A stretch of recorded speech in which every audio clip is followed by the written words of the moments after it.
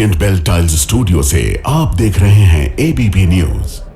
ना इधर ना उधर, हर खबर की पूरी खबर, न लाग लपेट ना खबरों में खोट। आप देख रहे हैं एबीपी रिपोर्ट और मैं हूं आपके साथ शीरी। आप सभी को विजयदशमी की ढेरों शुभकामनाएं। शुरुआत कर लेते हैं उन 4 खबरों के साथ जो हम आपको इस बुलेटिन में आगे विस्तार से दिखाने वाले हैं।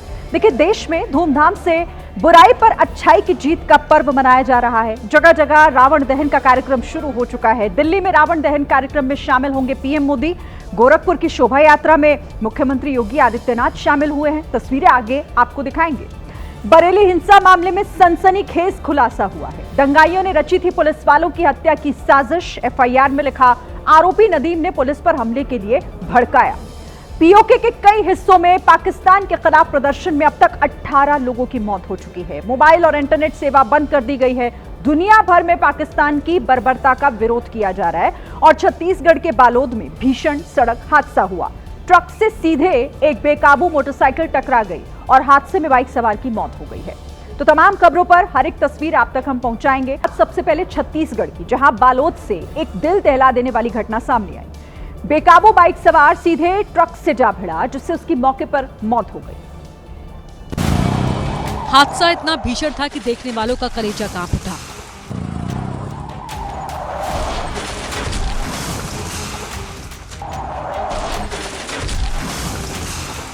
टकराने के बाद बाइक सवार काफी दूर जाकर गिरा, जबकि बाइक पर रखा सामान सड़क पर फैल गया। इससे पहले सड़क पर सब कुछ सामान्य था। गाड़ियां आ जा रही थी। सामने से एक ट्रक आ रहा था। ठीक उसी समय एक बाइक सवार काफी तेजी से आया और बिना देखे सड़क पार कर दूसरी तरफ जाने की कोशिश करने लगा। इसी दौरान वो ट्रक से जा भिड़ा। इससे पहले कि घायल शख्स को अस्पताल पहुंचाया जाता, उसकी मौत हो गई। यूपी के इटावा में बड़े ट्रक से एक ऑटो की भीषण टक्कर हो गई। हैरान करने वाली बात यहां यह है कि टक्कर के बाद ट्रक काफी दूर तक ऑटो को घसीटता रहा और इस हादसे में ऑटो चालक की मौत हो गई।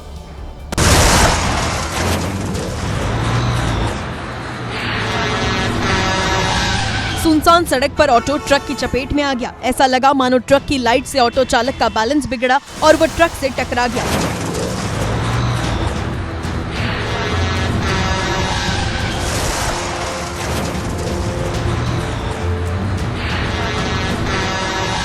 खतरनाक मंजर तो ये रहा कि हादसे के बाद ट्रक ड्राइवर ने ब्रेक नहीं लगाया, बल्कि ऑटो को साथ ही घसीटता चला गया।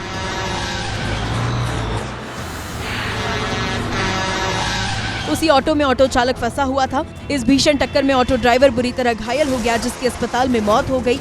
घटना इटावा के बरलोकपुर की है। मध्य प्रदेश की राजधानी भोपाल से एक चौंकाने वाली घटना सामने आई है। जिस रावण के पुतले का दहन शाम को होना था, उसे कुछ युवकों ने सुबह ही जला दिया और आग लगाने के बाद मौके से फरार हो गए। जब तक आयोजनकर्ता और आसपास के लोग कुछ समझ पाते, रावण का पुतला धू धू कर जलने लगा। बताया गया कि सुबह करीब 6 बजे कार के जरिए कुछ लोग वहां पहुंचे और ग्राउंड में खड़े रावण के पुतले में आग लगा दी। लाल कार से थे, उस साइड भागे। कुछ ही देर में रावण का पुतला जलकर पूरी तरह नष्ट हो गया। घटना की सूचना मिलते ही पुलिस मौके पर पहुंची और जांच शुरू कर दी।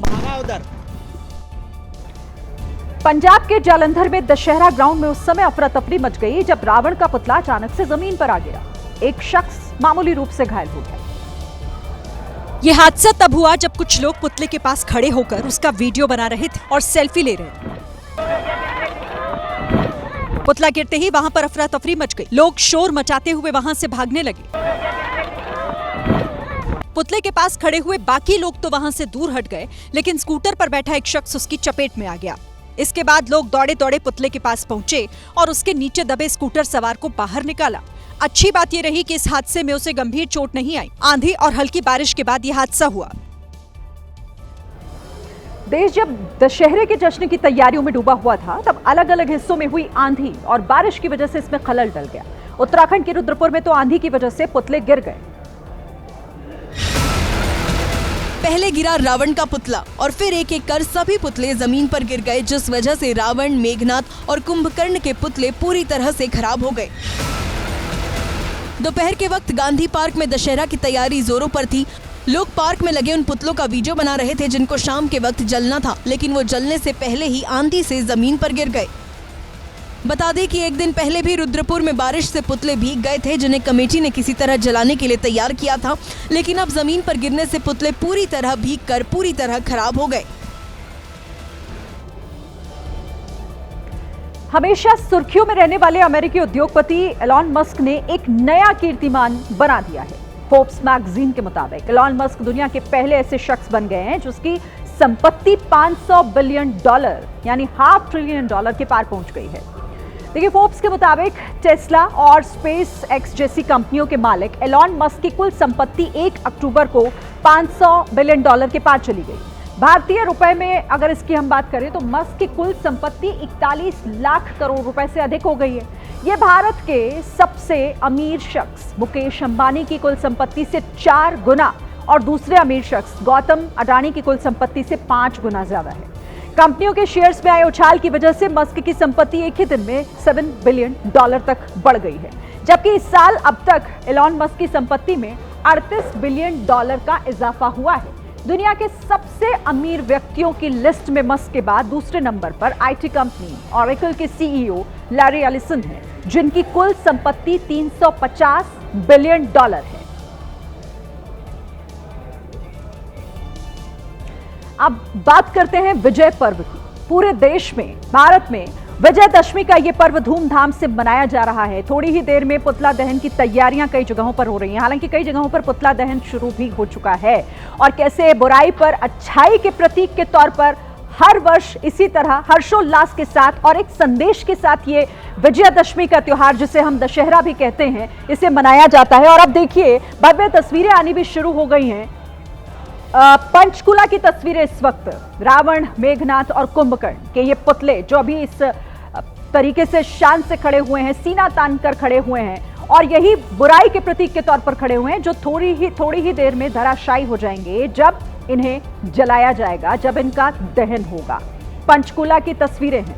लेकिन आइए आपको अब दिल्ली में किस तरीके की तैयारियां, और दिल्ली में देखिए सबसे बड़ी बात यहां यह है कि मौसम थोड़ा सा इस पर्व की जो रौनक है उसको फीका करने पर तुला हुआ है। तो अभी क्या तस्वीरें हैं, हम सीधे रुक कर लेते हैं पवन गौड़ का। पवन, कहां पर आप मौजूद हैं और दशहरे का ये पर्व किस तरीके से अंतिम दौर में जो इसकी तैयारियां हैं कैसी दिखाई दे रही हैं, तस्वीरों के जरिए बताइएगा। देखिए, मैं यहाँ जो श्री केशव रामलीला समिति है पीतमपुरा में, यहाँ मैं मौजूद था और यहाँ गृह मंत्री अमित शाह का आने का कार्यक्रम था। लेकिन जिस तरह का मौसम है, लगातार बारिश हो रही है, उससे उनके कार्यक्रम पर फिलहाल संशय बना हुआ है कि वो कार्यक्रम में पहुंचेंगे नहीं पहुंचेंगे। मैं आपको अपने पीछे की तस्वीरें दिखा देता हूँ कि पूरा मंच जो है इस समय ढक दिया गया है, क्योंकि बारिश लगातार पिछले 2 घंटे से लगातार तेज हो रही है। आपने पूरी कुर्सियों को देखेंगे तो लगातार जो त्रिपाल है उससे ढक दिया गया है, मंच को ढक दिया गया है। और मैं आपको बताऊं कि जो 3 पुतले जो यहां लगाए गए थे, रावण, मेघनाथ और कुंभकर्ण के, उसमें से 2 पुतले तो गिर भी गए हैं, क्योंकि लगातार इतनी तेज बारिश हो रही है। तो उसके चलते यहां एक भी लोग अभी तक पहुंचे नहीं है, क्योंकि बारिश लगातार पिछले 2 घंटे से कभी तेज कभी धीमी, कभी तेज कभी धीमी लगातार हो रही है। तो उसके चलते फिलहाल जो दशहरा में जो रावण दहन का जो पूरा जश्न होता था, लगातार जो लोग पहुंचते थे और यहाँ एक पूरा कार्यक्रम को देखा करते थे, उसमें कहीं बारिश और इंद्रदेव ने खलल फिलहाल पैदा कर दी है। लेकिन जम्मू में पुतला दहन हो चुका है और रावण का पुतला कैसे धूं कर इस वक्त जल रहा है। बुराई का अंत यहां पर हो चुका है और अच्छाई हमेशा जीतती है, सत्य न्याय हमेशा जीतता है। यही मैसेज हर साल इसी तरीके से विजयदशमी के पर्व पर, दशहरे के पर्व पर दिया जाता है। यह पुतला जो थोड़ी देर पहले सीना तान कर खड़ा था, कैसे उसका दहन हो चुका है। एक एक कर अब यहां पर बाकी पुतले भी जलाए जाएंगे। तो जम्मू की तस्वीरें आपको हम इस वक्त दिखा रहे हैं, जहां पर रावण, मेघनाथ और साथ ही कुंभकर्ण के पुतले इस वक्त उनका दहन किया जा रहा है। दिल्ली की बात कर रहे हैं हम। दिल्ली में हालांकि मौसम इस बार लोगों को रुला रहा है, क्योंकि कई जगहों पर बारिश की वजह से पुतला दहन में दिक्कतें आ रही हैं। अभी हालांकि जो तस्वीरें आप देख रहे हैं, राष्ट्रपति द्रौपदी मुर्मू इस वक्त आपको दिखाई दे रही हैं। और देखिए तस्वीरें लगातार हर एक शहर की आपको हम दिखाने का प्रयास करेंगे। उज्जवल हमारे संवाददाता दिल्ली से ही जुड़े हुए हैं, उज्जवल के पास चलते हैं। उज्जवल, दिल्ली में इस वक्त मौसम थोड़ी मुसीबत बढ़ा रहा है, आप जहां पर हैं वहां कैसे हालात हैं? बिल्कुल, देखिए जिस तरीके से राजधानी दिल्ली में इस समय जो बारिश ने है रामलीला के मंचन में खलल डाल दिया है। रावण दहन होना था, लेकिन पिछले 2 घंटे से लगातार बारिश जारी है। हमारी जो मौजूदगी है वो रामलीला लवकुश रामलीला कमेटी है, जो कि लाल किले की प्राचीर के ठीक सामने 15 अगस्त पार्क में होती है। लेकिन यहाँ पर भी देखिए इतनी तेज़ बारिश हो रही है कि लोग अपने आप को छुपाने के लिए अंदर आ रहे हैं टेंट में। लेकिन फिलहाल देखिए बाहर जाके एक बारी दिखाने की कोशिश करते हैं कि क्या कुछ इस समय मौसम जो है वो बना हुआ है। यहाँ से अगर मैं अपने सहयोगी से कहूँगा एक बारी दिखाने की कोशिश करें। देखिए सामने जो तीनों पुतले हैं, रावण के, कुंभकर्ण के, मेघनाथ। तो देखिए बहुत यहाँ पर अब किस तरीके से ये एक बड़ा चैलेंज के तौर पर भी आप इसे देख सकते हैं कि तैयारियां पूरी थी लेकिन मौसम ने खलल डाल दिया। बारिश कई जगहों पर पुतले भिगा चुकी है। अब कैसे में किस तरीके से रावण दहन होगा ये देखना होगा। लेकिन जम्मू में ऐसी कोई दिक्कत नहीं है, पुतला दहन वहां पर हो रहा है। चाहे कितनी भी बड़ी क्यों ना हो, लेकिन उसका अंत एक दिन होना ही होता है और जीत अच्छाई की होती है। कश्मीर चलते हैं और आसिफ हमारे साथ वहां से हमारे संवाददाता जुड़े हुए हैं। अब कश्मीर की भी तस्वीर जरा दिखाइए आसिफ, क्या वहां पर रावण दहन का कार्यक्रम शुरू हो चुका है या फिर क्या अपडेट है वहां से? भाई की आवाज नहीं आ रही है। अच्छा, लगता है हमारी आवाज वहां तक नहीं पहुंच पा रही है। हम फिर से रुक करेंगे आसिफ का और तस्वीरें, लेकिन आप जरूर देख सकते हैं कि कैसे अब मैदान में हलचल बढ़ती हुई दिखाई दे रही है और कई जगहों पर तो रावण दहन करना भी शुरू हो चुका है। रावण दहन का जो ये कार्यक्रम है वो शुरू हो चुका है। अभी कुछ जगहों पर इंतजार जरूर लोगों को करना पड़ रहा है, लेकिन कई जगहों पर रावण दहन का कार्यक्रम शुरू हो चुका है। अच्छाई की जीत अंत में होनी ही है, ये तय है, चाहे कितनी भी बुराई की तरफ से कोशिश की जाए।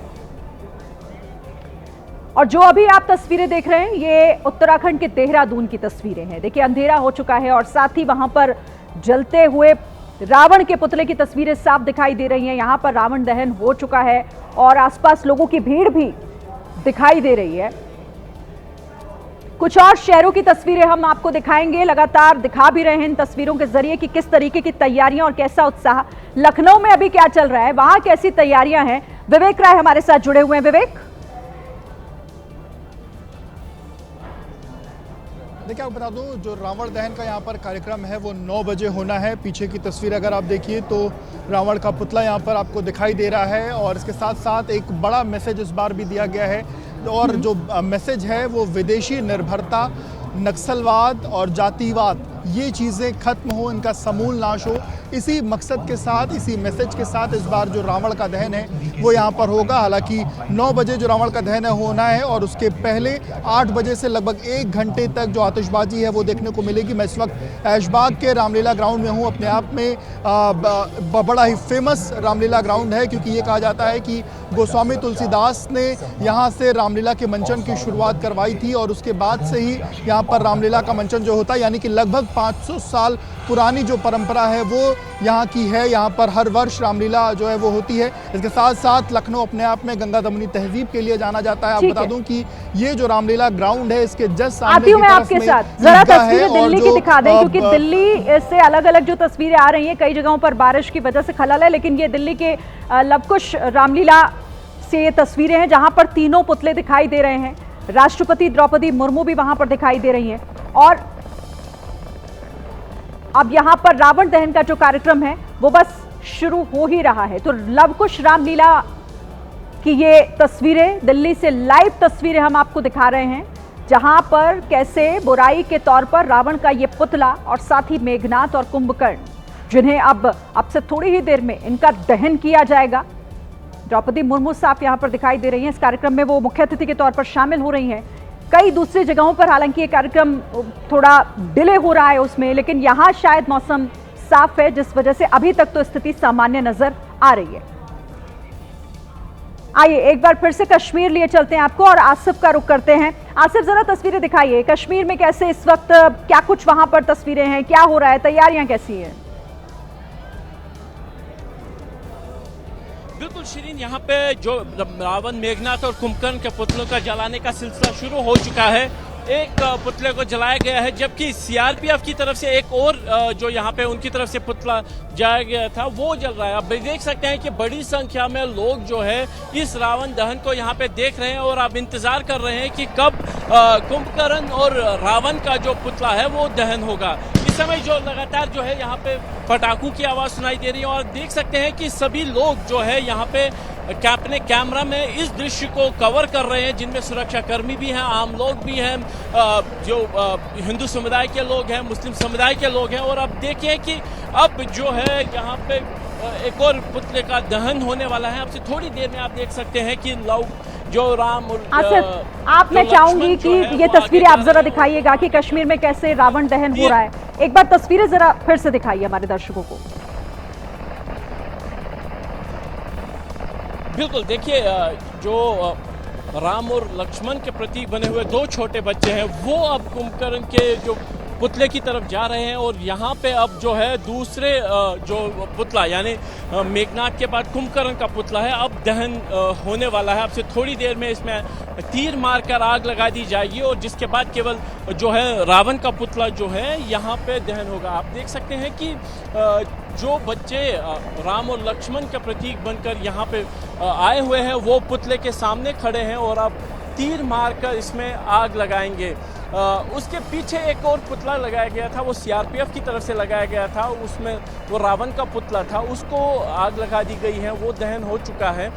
लेकिन देख नहीं बनता है क्योंकि यहाँ पे बड़ी संख्या में जो लोग हैं वो पहुँचे हुए हैं और इस दृश्य को देख रहे हैं। कश्मीर में धमाकों की आवाज़ सुनना काफ़ी ज़्यादा एक अगर कहे तो आम सी बात रही थी, लेकिन वो धमाके जो थे वो किसी और चीज़ को दर्शाते थे और ये जो धमाके हैं वो उस खुशी को दर्शाते हैं जो बुराई पे अच्छाई की जीत को दर्शाता है। और कहीं ना कहीं जो संकेत जो मैसेज यहाँ से जा रहा है वो यही है कि सच्चाई की हमेशा जीत ही होती है, बुराई चाहे कितने भी समय के लिए जो हो हावी रहे, लेकिन अंततः जीत जो है वो सच्चाई की होगी, अच्छाई की होगी। आप देख सकते हैं कि थोड़ी देर में अभी जो है कुंभकर्ण के पुतले में आग लगा दी जाएगी और उसका दहन शुरू हो जाएगा। यानी कुल मिला के देखिए जो इंतज़ार हो रहा था, तीर फेंका गया है और अब उस पुतले में देखिए आग लगा दी गई है और अब धमाकों के साथ जो कुंभकर्ण का पुतला है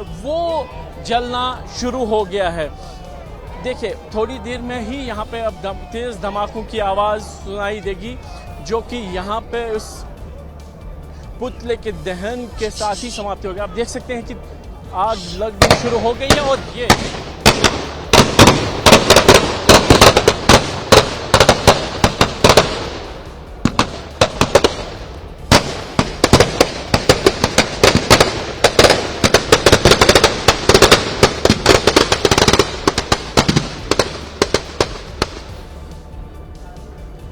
इन्हीं तेज धमाकों के साथ मेघनाथ के बाद अब कुंभकर्ण का जो प्रतीक पुतला बनाया गया है वो जल गया है और केवल अब इंतजार है कि रावण दहन कब होगा, जिसके साथ ही आज के जो आयोजन है, एक आयोजन जो यहाँ पे किया गया है उसका अंत होगा। आप देख सकते हैं कि बड़ी संख्या में जो लोग हैं वो यहाँ पे इस दृश्य को अपने मोबाइल फ़ोन में कैप्चर कर रहे हैं और किस तरीके से वो इस नज़ारे को देख रहे हैं जो कि कई सालों के बाद इतने भव्य तरीके से यहाँ पे मनाया जा रहा है। लेकिन कुल मिला के देखें तो मेरे आसपास भी जितने भी लोग हैं, हम लोगों के बीच में यहाँ पे हैं, हर कोई ही इस दृश्य को देखने के लिए यहाँ पे आया हुआ है और कहीं ना कहीं अब जो इंतज़ार रहेगा कि रावण दहन जो यहाँ पे होने वाला है उसका इंतज़ार हो रहा है। क्योंकि देखिए तो यहाँ कश्मीर की बात करें तो काफी भव्य तरीके से इसीलिए कहा जाता है कि ये बुराई का अंत हो रहा है और ऐसे ही बुराई जल जाती है, नष्ट हो जाती है, खत्म हो जाती है। आप तस्वीरें हमें दिखाते रहिएगा। एक बार पंचकूला का भी रुख कर लेते हैं और वहां पर कैसे रावण दहन हो रहा है। सचिन हमारे साथ जुड़े हुए हैं। सचिन, तस्वीरें दिखाइए वहां की।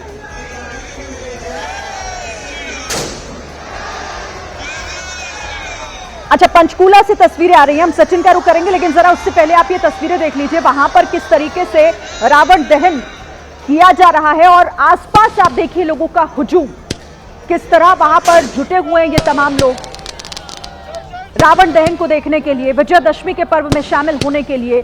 और यही भावना होती है, हर साल इसी तरीके से इसे सेलिब्रेट भी किया जाता है, इसे मनाया जाता है ताकि अगले साल तक हम इस बात को समझें, इस बात को माने और आगे बढ़ाएं कि बुराई का अंत होना तय है, अच्छाई हमेशा जीतती है।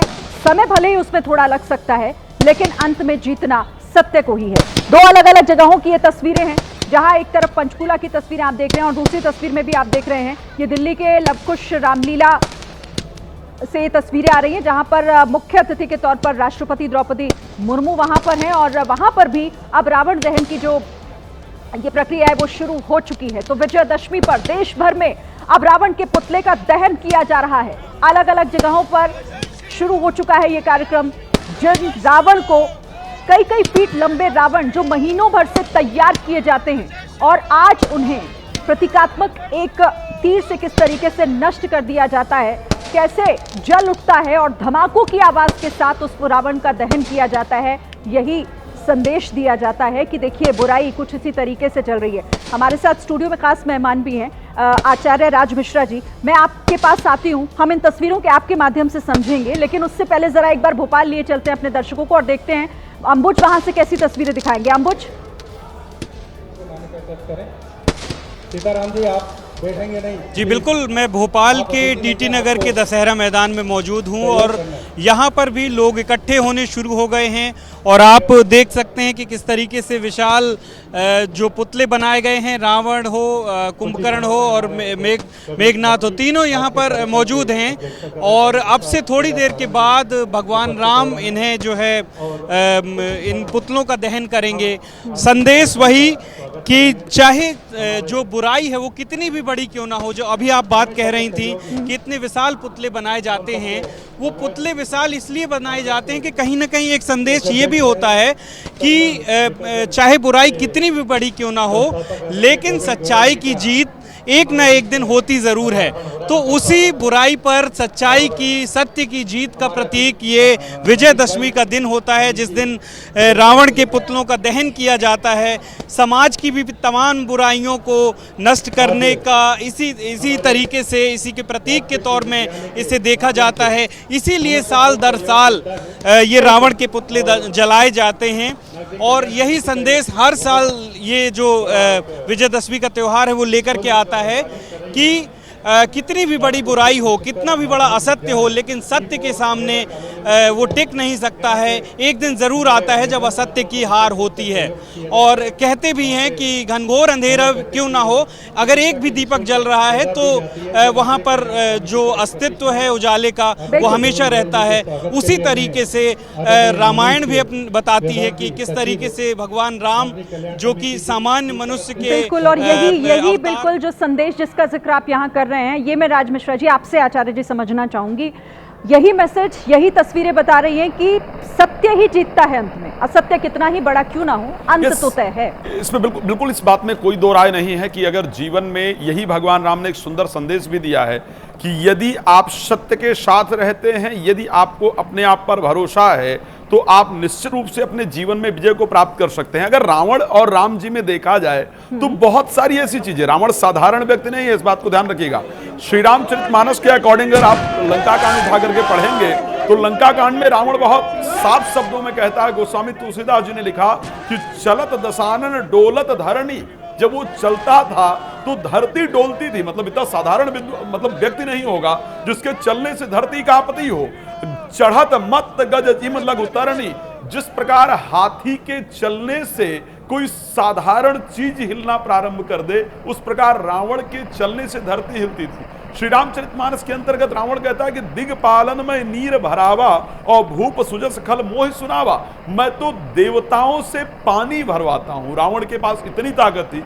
श्री रामचरितमानस में रावण के लिए जब वर्णन मिलता है तो ये मिलता है उसके शरीर के जो बाल थे ना, वो जिस प्रकार पेड़ की डाल हो, इतने बड़े बड़े उसके हाथों के और पैरों के बाल। परम विद्वान था, इसमें कोई दो राय नहीं है। मतलब मैं उस विषय पर आ रहा हूं कि कितना प्रतापी होते हुए भी क्या डिफरेंस था भगवान राम और रावण में। अगर मैं विद्वता के स्तर पर बात करूं तो रावण कहता है अंगद से बात करते हुए कि जरत बिलोक्यों जबई कपाला विधि के लिखे अंक निज भाला, मैंने अपने सिर को काट करके जब भगवान शंकर को प्रसन्न करने के लिए आहुति दिया तो मैंने अपने मृत्यु को यहाँ मस्तिष्क पर लिखा देखा। और जब मैंने अपने मस्तिष्क को लिखा देखा और वहां पर यह लिखा था कि नरके कर आपन बधिबाची हंसे जान बिद गिरा असाची। तो मुझे लगा कि मुझे कोई ब्रह्मा जी ने लिख दिया कि मनुष्य के हाथ से तुम्हारी मृत्यु होगी, तो मुझे हंसी आई कि मुझे मनुष्य मार सकता है। लेकिन क्या कारण था कि इतना विद्वान होने के बाद भी, इतना प्रतापी होने के बाद भी रावण को भगवान राम ने मारा? उसका कारण था, रावण विद्वान है, प्रतापी है, लेकिन एक्चुअल डिफरेंस राम जी में और रावण में क्या है? राम जी के यहाँ जब सुमंत जी मिलने के लिए आते हैं तो लिखा है गोस्वामी जी, सुमंत जी कौन है? रावण जी से अगर मैं एक जाति की बात करूं तो रावण के भगवान राम के यहाँ सुमंत जी जो है वो सचिव के पद पर हैं। उनके बारे में वर्णन आता है कि एक बहुत निचली परिस्थिति से आते थे, और उसके बाद भी जब भगवान राम को राज्याभिषेक के लिए बोलने आए तो लिखा आदर कीन पिता सम देखा, यानी छोटे से छोटे व्यक्ति को पिता के समान सम्मान करना, ये कोई राम जी से सीखे। और वहीं रावण की सभा में माल्यवंत समझाने का प्रयास करता है, जो कि नाना है रावण का, तो लिखा है कि माल्यवंत सचिव सयाना तास वचन अति सुकमाना, और वहां उनको बोलने का अधिकार नहीं, भगा देता है, कहता है कि तुम बूढ़े नहीं हो तो तुम्हारी मैं मृत्यु दंड देता दूंगा। तो ये डिफरेंस है राम जी में और रावण में। वहीं पर राम जी जहां पिता ने सिर्फ इतना कह दिया कि पिता ने राम जी को डायरेक्टली कहा भी नहीं, वचन दिया कि बन जाना होगा, माता ने मांगा, पिता ने स्पष्ट रूप से जो पूर्व में कहीं कहा हुआ था, लेकिन पिता के जीवन को दुख ना लगे, प्रसन्नता पूर्वक राम जी बन चले जाते हैं। और एक बड़ा सुंदर संदेश मुझे लगता है कि राम जी से आज के जो युवाओं को स्पष्टता से मिलना चाहिए। राम जी को जब वन मिला और माता कौशल्या को जाकर के जब ये विषय समझाना था कि पिता ने वन दे दिया है, माता वहाँ बहुत खुश थी, बहुत प्रसन्नता से तैयारी कर रही हैं। राम जी पहुँचते हैं तो माता कहती हैं कि पुत्र ये खा लेना, ऐसे रहना, ये करना है, ये करना है। तो ये नहीं कहते कि पिता ने मुझे वन दे दिया। अगर आज अपने बच्चों को आप उनके चाहे हुए फोन ना प्रोवाइड करा पाएं या फूड ना प्रोवाइड करा पाएं तो बच्चे कहते हैं मुझे तो मम्मी समझती नहीं, मुझे तो पापा समझते नहीं हैं। लेकिन भगवान राम चाहते हैं कि माता के मन में भी पिता के प्रति कोई द्वेष उत्पन्न ना हो। इसलिए जब माता ने पूछा कि पुत्र इस प्रकार रहना, आपका कल राज्याभिषेक है, बोले नहीं माँ, पिता ही दीन मोहि कानन राजू, और जहाँ बड़ भांति मोर, जहाँ सब भांति मोर बड़ काजू। हे माँ, मुझे पिताजी ने वन का राजा बनाया है, ये नहीं कहा कि वनवासी बनाया, ये कहा था कि माता के मन में भी पिता के प्रति कोई भ्रम ना उत्पन्न। और वहीं पर वो रावण जो माल्यवंत समझाने के लिए आता है तो कहता तू चला जाने, तू जान से मार देता हूं। वही राम जो बहुत ही खूबसूरत तरीके से आपने इसे नरेट किया है, और मैं आगे भी आपसे समझूंगी कि आखिर आपने बताया कि भाई क्यों राम का व्यक्तित्व रावण से अलग है और क्यों राम को पूजा जाता है, और विद्वान होने के बाद भी रावण को हम इस तरीके से हर साल उसका दहन करते हैं। बिल्कुल, आतिशबाजी जो है वो की जाती है। तो फिलहाल जो यहाँ पे दशहरा पर्व का जो आयोजन है वो जो है अंतिम चरण में है। रावण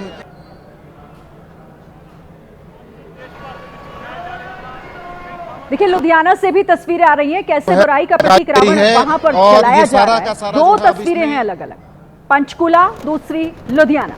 अब यहाँ पर रावण दहन शुरू हो चुका है और अब लगभग हर शहर से ऐसी तस्वीरें आनी शुरू हो गई हैं। ज्यादातर शहरों में रावण को जलाया जा रहा है, बुराई को इस तरीके से जलाया जा रहा है और यही मैसेज दिया जा रहा है। जैसा यहाँ पर आचार्य जी भी बता रहे हैं कि देखिए यही सबसे बड़ा फर्क था राम और रावण में, और यही वजह थी कि रावण को आज इस तरीके से हम याद करते हैं कि उसे एक बुराई के प्रतीक के तौर पर जाना जाता है। हर साल उसे इस तरीके से जला दिया जाता है कि उसका एक अंश भी धरती पर ना बचे।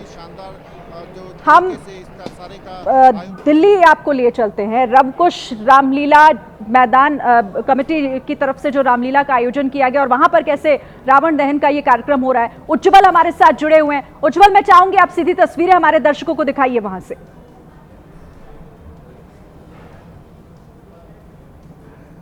देखेंगे तो इस समय दिल्ली में जो है वो बारिश जा रही है, लेकिन ऐसे में इसी बीच यहाँ पर जो रावण दहन है वो शुरू हो चुका है। यहाँ पर आप देखिए, देख सकते हैं आप, तो आप देख सकते हैं कि वहाँ पर देखिए जो है वो रावण दहन की जो है तैयारियां हो गई है, बल्कि रावण में देखिए जो है वो आग भी लगाई गई है। लेकिन दिल्ली में जिस तरीके से बारिश हो रही है उस वजह से यहाँ पर जो रावण के अंदर जो पुतला है उसके अंदर आग नहीं पकड़ पा रही है, फिर भी कोशिश जो है वो की जा रही है। और देखिए काफ़ी संख्या में लोग यहाँ पर पहुँचे हुए हैं कोशिश जारी है, लेकिन जो तीनों पुतले हैं वो पूरी तरीके से भीग चुके हैं। तकरीबन 2.5 से 3 घंटे के आसपास दिल्ली में बारिश हुई है, उसी का कारण है कि ये जो पुतला दहन है वो नहीं हो पा रहा है। कोशिश की जा रही है मंचन के जो रामलीला लव कुश रामलीला कमेटी की तरफ से कि ये यहाँ पर जो है जल्द से जल्द इसका जो है वो दहन किया जाए, रावण दहन, लेकिन फिर भी देखिए पूरी तरीके से भीगा हुआ है। और ये एक चैलेंज जो है वो कमेटी के लिए ज़रूर है, लव कुश रामलीला कमेटी के लिए।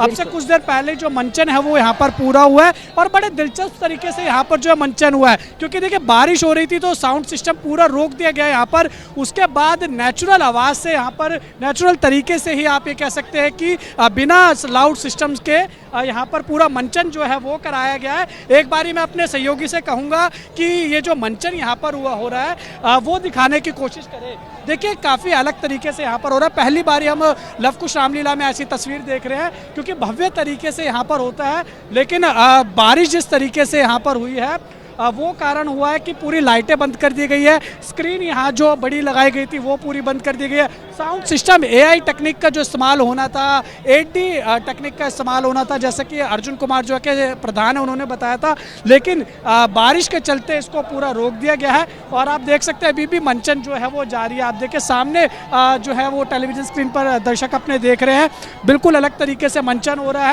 है। देखिए लोग जाना शुरू हो गए थे, लेकिन लोगों को रोकने के लिए कमेटी की तरफ से ये डिसीजन लिया गया कि बारिश में ही जो है मंचन शुरू किया जाए। और वही कारण है, देखिए जितने भी कलाकार हैं वो यहाँ पर आ चुके हैं और मंचन अभी जारी है। और इसी बीच यहाँ पर जो है वो रावण दहन की तैयारियां भी शुरू की गई। देखिए रावण के अंदर आग भी लगाई गई, अभी भी आप देख सकते हैं कि आपको आग दिख रही होगी। मैं एक बार सहयोगी से कहूँगा थोड़ा दिखाने की कोशिश करें, लेकिन वो पूरी तरीके से गीला होने के कारण जो वहाँ पर आग जो है नहीं पकड़ पा रहा है। आप और ये आगे भी हमें दिखाइएगा, हम आपके पास फिर से लौटेंगे। तो अब देखिए देश भर में शुरू हो चुका है रावण दहन और तस्वीरें जो आ रही हैं लगातार एबीपी न्यूज पर आगे भी आपको दिखाएंगे। इस वक्त एक बड़ी खबर आपको बता दें, दशहरा उत्सव में शामिल नहीं होंगे प्रधानमंत्री नरेंद्र मोदी।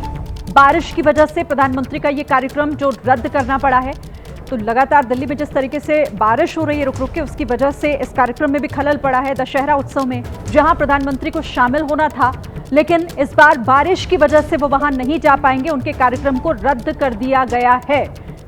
इस वक्त की ये बड़ी खबर, दशहरा उत्सव जहां हर साल प्रधानमंत्री नरेंद्र मोदी शामिल होते हैं, लेकिन इस बार पहले से ही इसे लेकर आशंका जताई जा रही थी, क्योंकि मौसम खराब है, बारिश हो रही है।